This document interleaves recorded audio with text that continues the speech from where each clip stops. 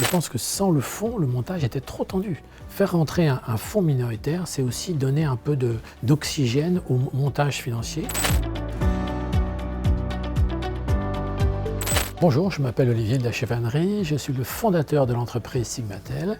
Sigmatel réalise des travaux et services dans les métiers de l'énergie, électricité et électronique, et nous sommes basés dans la région de Nantes. Alors nous travaillons dans les travaux et services. 50% de notre activité se fait sur les services, c'est-à-dire dépannage. En fait, on gère à peu près 400 interventions par jour dans les métiers de l'énergie, l'électricité, l'électronique pour les bailleurs sociaux et les entreprises de tertiaire ou de logement collectif. Nous sommes basés sur toute la région ouest, nous avons une quinzaine d'implantations et nos clients sont effectivement proches de chez nous puisqu'on intervient dans moins de 2 heures quand ils ont un problème. J'ai créé Sigmatel en 2004 avec cette envie de faire une entreprise un peu différente qui soit proche de ses salariés, proche de ses clients. 20 ans plus tard, nous sommes un peu moins de 400 collaborateurs et on réalise 45 millions d'euros de chiffre d'affaires. En fait, depuis toujours, j'ai eu l'envie de céder mon entreprise à mes salariés. Voilà. Mais pour céder l'entreprise à des salariés, en plus de l'envie du dirigeant, il faut avoir aussi l'équipe. Il faut que cette équipe ait envie et puis il faut trouver des moyens financiers.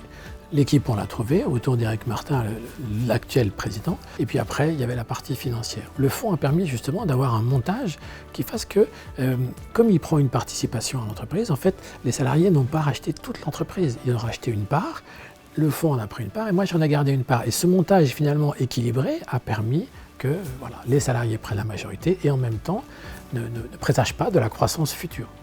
Donc le fonds que nous avons choisi, c'est un fonds régional habitué à aider les entreprises à se développer sur la région ou alors à se transmettre. Donc je suis arrivé en 2016 au poste de directeur général. À la même époque, Olivier de la Chevannerie a souhaité ouvrir le capital de l'entreprise à ses salariés. Je n'étais pas du tout destiné à prendre la direction de l'entreprise ou même devenir propriétaire de l'entreprise. Dans notre ADN, c'est important d'être indépendant, donc faire rentrer un fonds, c'était quelque chose de compliqué.